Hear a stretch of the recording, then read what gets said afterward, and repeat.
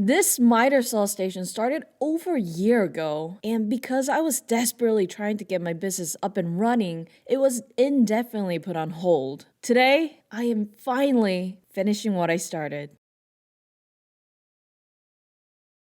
We will be starting here. The cabinets already have a frame with functioning drawers, and that's about it. The top isn't connected or fitted properly, and I don't have any videos of it before this point because, well, I never thought anyone would be interested in how I made a miter saw station, nor did I ever think I'd be making YouTube videos. And to that, I've got to say thank you for being here. And without further ado, let's get on with the build. The very first step was just to clean. There was so much stuff on these cabinets like camera gear, spider whips, tools, and of course, my biggest weakness in the world, scrap wood. Organizing and putting everything away turned out to be kind of fun though. For example, every piece of scrap wood I picked up was basically a stroll down memory lane. I could remember exactly which project and even the exact part it came from. My sentimental side screamed at me to keep everything, but logically, I knew I had to at least try to throw away the pieces that had no additional use. And as hard as I worked to sift those out,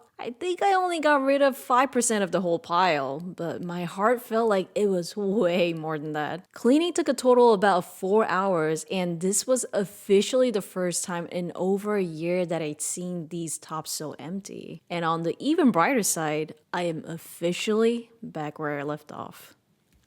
My original plan for the cabinet top was to combine these plywood boards together with a rabbet cut. Because of basically life, that idea was put on hold until now, and I've gotta admit, I was pretty excited at the fact that I was actually taking a step forward. Cleaning it up was one thing, but actually making a cut? It almost felt like I was wandering into some kind of forbidden territory that I'd been unfairly banned from. Well, today, my friends, we are righting that wrong and are witnessing history in the making. I don't know if in the making qualifies as a woodworking pun, but hey, I tried. This tabletop is a little over 9 feet long, and as a fun fact, when I first started to plan its design, I did contemplate whether or not I wanted to use 2 layers of plywood. In the end, I thought it'd be kind of overkill because the frame itself was gonna add to its overall stability. I decided that 1 layer of 3/4 inch plywood was enough, and I guess an entire year of putting all kinds of stuff on it was validating as well. After the glue cured, I swung it back over to the wall and then let it sit because to do the next step, I was waiting on a tool I ordered to come in.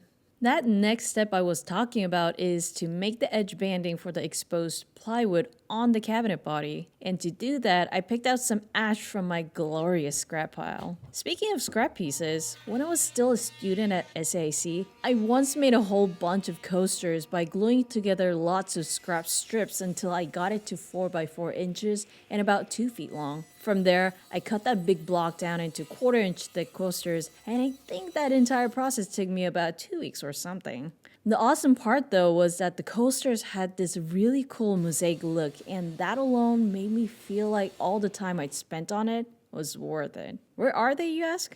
Well, the school was hosting an art sale and I sold them all there. It was officially the first thing I'd ever sold, and I remember thinking, whoa, am I actually selling something? This is a picture of it in case you're curious. By the way, if you've made one, what was your favorite scrapwood project? Let me know in the comments, cause I love hearing about these creative stories. After finishing all of my cuts, I attached these ash pieces to the top of the cabinet with some glue and pin nails and repeated the process with the bottom and the vertical edges. And just like every other time I've used them, I gotta admit that these knee pads are really handy. It's one of those things that I don't think I really need, but every time the situation comes up, I'm glad that I have them. With those exposed edges covered, I am now moving over to work on the drawer fronts. Since this miter saw station is gonna be the face of this side, I really wanted it to be crazy and unique. I started off with a couple of wild ideas like making them completely out of scrap wood and even the possibility of making these really fun and organic shaped drawer pulls. My mind was racing with ideas, but eventually my conscience and my partner both did that thing where they reminded me that I'm probably getting a little too caught up on details. As amazing as all those ideas were, I knew I needed to be more realistic with how much time I was going to spend on this station. So, I decided on a more simple idea. A plywood front that I'll paint with my favorite green color, with a touch of warmth from the edge banding, and finished with a minimal style drawer pull. Simple enough, right? After cutting all those drawer fronts down to size, I moved on to the primer stage. I've used the Graco True Coat 360 for a long time now and have never experienced any issues with it until today. The gun was basically spitting the paint out and left these splotchy trail marks on the surface. I tried thinning the paint, straining the paint, and even cleaned the spray tip several times, but it just kept spitting. Since this was just the first layer of primer, I was kinda okay with the splotchy streaks. But because it wasn't getting any better, I knew I couldn't continue to use the Graco for the rest of the layers. So I switched to this guy, the Critter Siphon Paint Sprayer. This little spray gun was given to me from a friend, and when I first saw it, I admit that I had a lot of skepticism towards it. I was like, come on, a mason jar spray gun? But since I was left with the options of either trying the dude out or buying a new gun, I decided to give it a shot, and it worked pretty freaking well. The spray area is much smaller than the Graco's, but the control I had over its speed and pressure felt far superior. After finishing the second coat of primer, I left the drawer fronts alone to dry completely.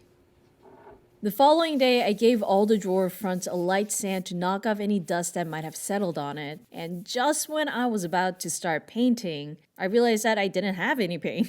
So I ended up changing plans and went back to work on the cabinet top because the tools I ordered came in. There were the 55 and 75 inches tracks for my new Festool plunge saw. I started to notice that my old plunge saw was having some alignment issues, and Festool offered to send me theirs to try. And when it comes to tools, I always say that you don't need Festool, but you can always count on Festool to be top quality stuff. I did buy the two tracks on my own though, and I purchased the 55 and 75 inches because individually, I know they'd be able to handle pretty much any length I would throw at them. But in those moments where I'll have to cut something extra long, combining these two together will just make me feel unstoppable. Double trouble, you know? With the tracks, I cut the cabinet top down to size swiftly and easily.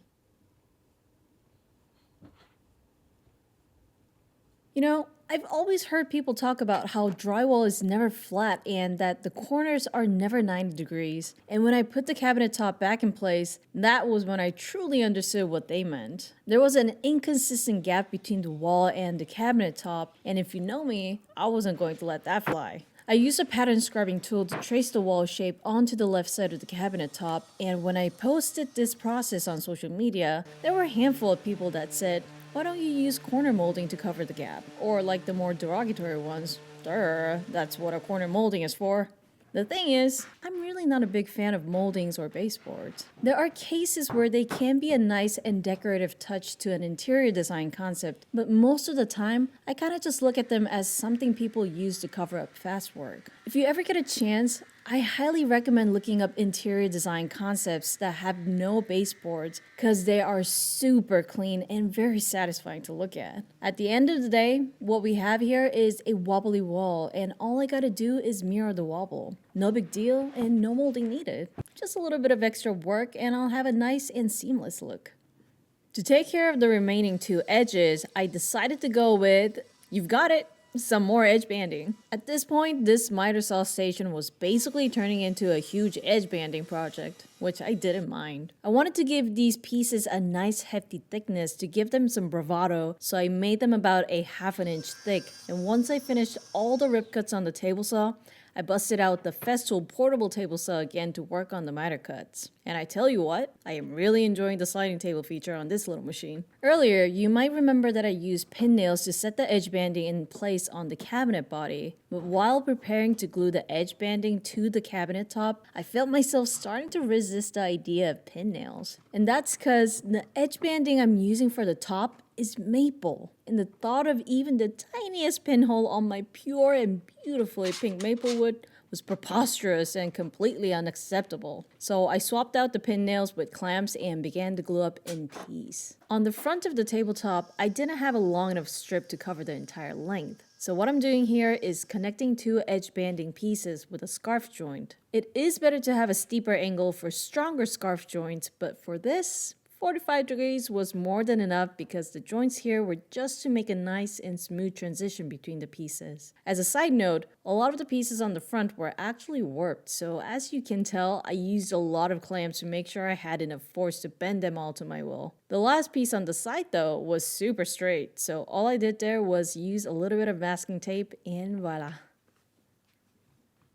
When I originally planned to paint the drawer fronts, I wanted to use the same color I used for my accessory wall. Long story short, I couldn't find the swatch paper nor could I find the can of paint itself. All I had was my memory, and what I could remember was that it was called Jungle Ticket, which, if you ask me, is a really cool name for a color, don't you think?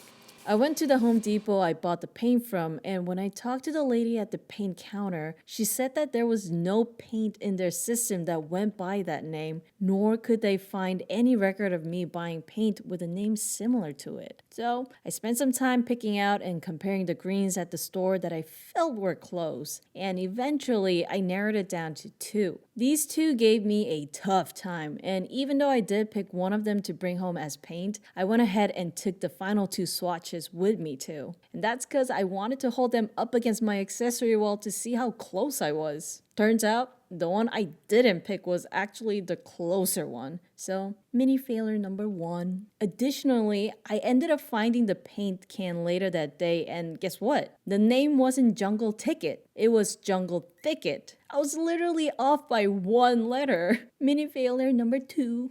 My lesson from all of this is to take more pictures, especially of the things you like. That way you don't lose the information on important things, and of course, the fact that our memory is not 100% accurate.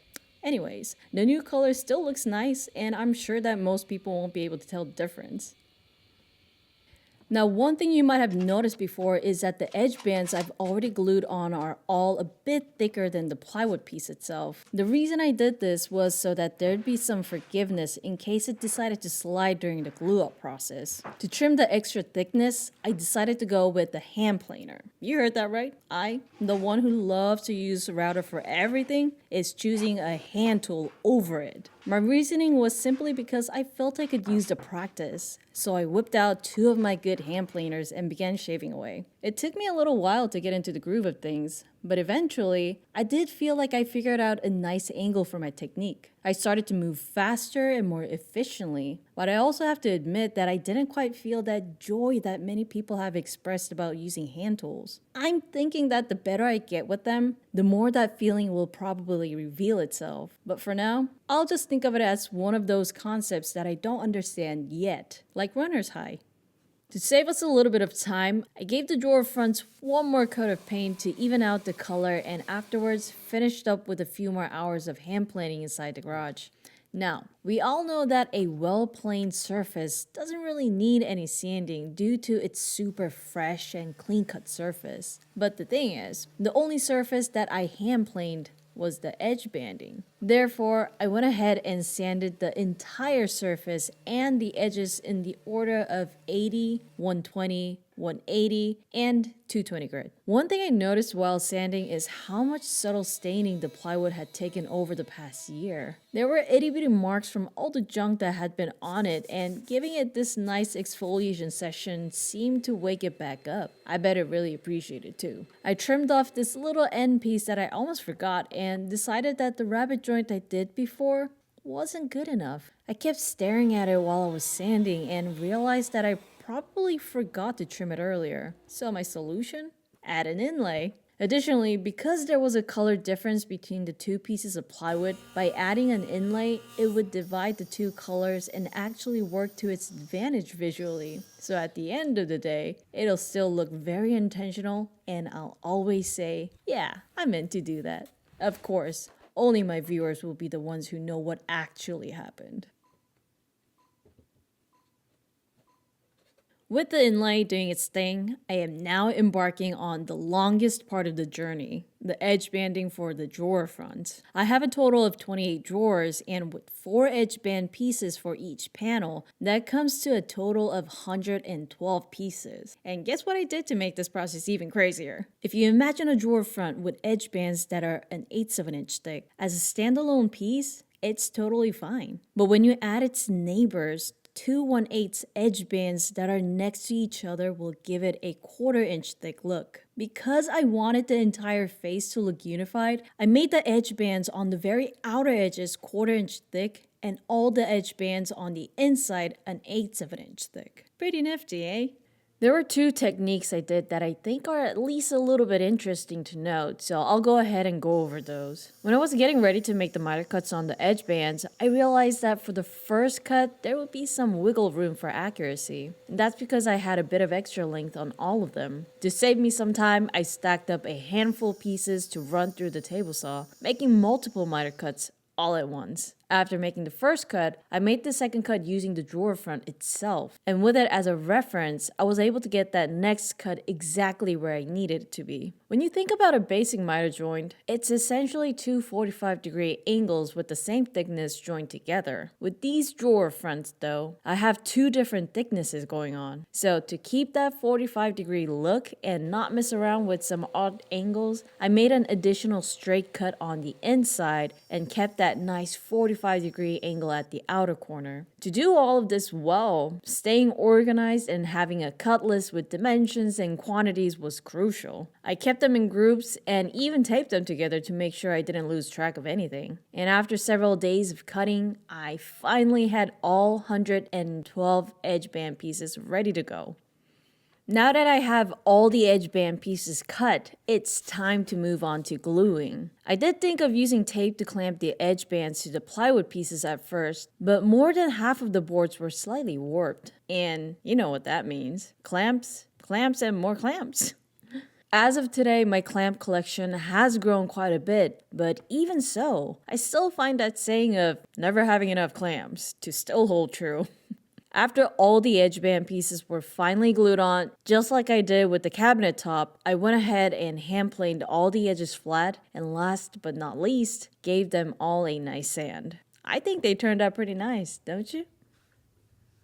I am super close to the finish line for these drawer fronts now, and my very next step is to drill the holes for the drawer handles. To do that, I used this drawer pull drilling guide that I got from Amazon, and while I wouldn't say that it was the world's best guide, it was good enough to make the process quick and simple. After making all the holes, I moved on to one more itty bitty painting stage because while I was hand planing, I accidentally shaved off some paint in a few spots. I was pretty devastated when I nicked the first one, but after a couple more, I was like, whatever, I'll just do some patchwork later on. With a sharp, clean brush, I fixed my oopsies, and I'm happy to say that I can't even tell where they were. So, yay me. The final step for these drawer fronts is the finishing, and for these, I'll be giving them a good coat of polyacrylic for durability and true clear finish. And because I've been really appreciating the Critter siphon gun, I decided to try it out for applying the finish to. Turns out, it was even better than I thought it was gonna be. I think I got all the drawer fronts and the cabinet top done in an hour, and with the result looking so good, until I find another spray gun that works even better, which many of you have already given me suggestions for. The Critter siphon gun definitely gets my vote of confidence as a solid choice for projects. I was expecting to add one more layer of finish, but after looking the pieces over, it seemed like the layer I sprayed on was already thick enough. So I went ahead and decided to skip making the second layer. And even though it seemed to turn out okay, I did make a mental note to myself to be a little more careful while using the spray gun in the future, because ideally, I would still want to make 2 thin layers to avoid any potential dripping. I gave the surfaces a light sand and topped them all off with some wax to give it an extra slippery sleek touch. Say, have you ever run down a hallway with your socks and just slid? Yeah, that's exactly the slippery sleekness that I'm going for. Why? Because I want to. After getting my karate kit on, I installed the tabletop on the cabinet body using figure 8 fasteners. And let me tell you something. When I moved on to installing the drawer fronts, they ended up being the biggest headache of this entire project. Originally, it made sense in my head to install the drawer fronts starting from the bottom and stacking them up towards the top. By doing so, each additional drawer front can essentially rest on the previous one as a point of reference. But because the bottom drawer front wasn't going to have a floor or a reference point to rest on, so to speak, I decided to ask Dawn to help me hold the drawer fronts while I installed them all from top to bottom on the first column. That way, I'd at least have the tabletop as my reference point. I figured that after establishing the first column, I could use it as a reference point, and then for the other columns, install those drawer fronts from the bottom to the top. Everything seemed to be going fine so far. I used these lift jacks that I also got from Amazon to elevate the bottom drawer front to the height that I needed. And after getting the bottom drawer on, installing the rest was easy as pie. But, and this is a big but here, after installing the entirety of the third column, there was a huge gap between the top drawer and the cabinet top. The drawer fronts were completely misaligned, and I was literally sitting there thinking, what the duck happened? I was in agony. I sat for a while to think it through, and eventually I figured out that the problem was that I made the drawer fronts parallel to the ground instead of to the cabinet itself. When I made this cabinet body over a year ago, I'd installed some adjustable feet to make sure that the cabinet was level because I noticed that the ground wasn't. And because I made the bottom drawers parallel to the ground, well, you get the point from here. As frustrating as that was, moving on was really the only option. I took off the drawer fronts from the third and second column, and as I worked my way towards reinstalling the drawer fronts again, I actually figured out an even easier way to install them. Starting from the lift jacks, I stacked all the drawer fronts with the spacers in between them to the cabinet top. From there, I adjusted the lift jacks to get the height and positioning that I needed for the entire column. After they were situated, I installed them all one by one and from the top. So, on the bright side, the work itself became a little easier than the first time. And just when I thought the headache was over, another one popped right up. Remember when I said that drywall is never straight? Right by the last bottom drawer, the wall was pushed out about 1/4 of an inch, making the drawer unable to fit. I once watched a short video that had clips of mountains, streams, and other kinds of nature and peaceful scenery, when the voice of a wise-sounding guru started saying, "When you have a bad day, give up. Go home and sleep. Duck it. And try again tomorrow." And you know what? That's exactly what I decided to do with the last drawer. Duck it. I left it alone, moved on, and honestly, there is another bright side here, even if I don't like to admit it. And it's that the only drawer that the wall affected was that one bottom drawer. But since we're leaving it alone for now, we are moving on to the right side of the miter saw station. Everything on the right side was basically done in the exact same way as the left, except with one additional tweak. The right side already had an edge band, and that's because I made it over a year ago. It was made of ash, and it was significantly thinner than the new one I just made for the left. This wasn't a mistake, it was a choice. A year ago, I was just trying to get the project done and didn't really have a style in mind. So when I decided on the edge band for the left side, I already knew that I was gonna cut off the old edge band on the right to make a new one to match it. While letting the glue cure on the cabinet top, I went ahead and started installing all the drawer fronts. Doing so gave me some time to relax and think about how I wanted to approach the last remaining drawer on the left. In the end, I decided to simply trim the width to make it fit into space, because it wasn't going to be that bad, and to make it easy on myself, you know? And after getting all the cabinets in, I went through all the familiar steps of finishing up the tabletop, adjusted and installed that one last drawer, and just like that, the cabinet portions of this miter saw station is complete. And finally, we are moving on to the main dish of the entire dinner tonight, the miter saw. The point of this station is to utilize the left and right sides as extensions of the miter saw, making it easier to process longer pieces of wood, meaning that I also won't have to stack up a bunch of random boxes to hold up the lumber anymore. Originally, I had planned for this station to accommodate the DeWalt 12-inch sliding compound miter saw. This saw has its sliding rails positioned in the back, which takes up a lot of space. Because I'm looking to save as much space as possible, my plan was to incorporate a sliding and locking mechanism for it. That way I can slide the table against the wall for storage, and when I need to use it, I can slide it back out, giving it the clearance it needs in the back. And of course, what you're seeing me doing now is breaking the box I just glued together, and that's because I made two mistakes. Number one, I miscalculated and made the box a little bigger than what I needed. And number two, I forgot to make a dado cut for the bottom panel to slide in. I think I must have gotten so excited to glue everything up that I didn't even think to check twice. Luckily, my mistake was making the box too big, and therefore, even after breaking it all apart, I was still able to reuse all the parts. In general, I believe it's rare to find yourself in a position to be able to save and reuse all the pieces from a mistake. Maybe it's time to buy a lottery ticket or something. After remaking the box, I made a little edge band piece for the sliding tabletop and then started working on the drawer bottom. For this, I cut two pieces of plywood that'll be joined together with a rabbet joint, and while doing some test fits, my hand slid off from the plywood and I scratched my forearm. It wasn't a serious injury or anything, but it's always, how should I say, kind of funny when I hurt myself in seemingly harmless situations. Operating big or dangerous machinery is one thing, but while sliding in a drawer bottom, how was I supposed to prepare for that? It reminds me of a time when I was using a flathead screwdriver to try and pry open a small object in my left hand. While doing so, it slipped and I gouged my palm. I guess the word or concept I was looking for is more so slightly embarrassed and feeling a bit silly, if that makes sense. Anyways, after successfully sliding in the drawer bottom, I then glued them together and let them cure in the slot itself.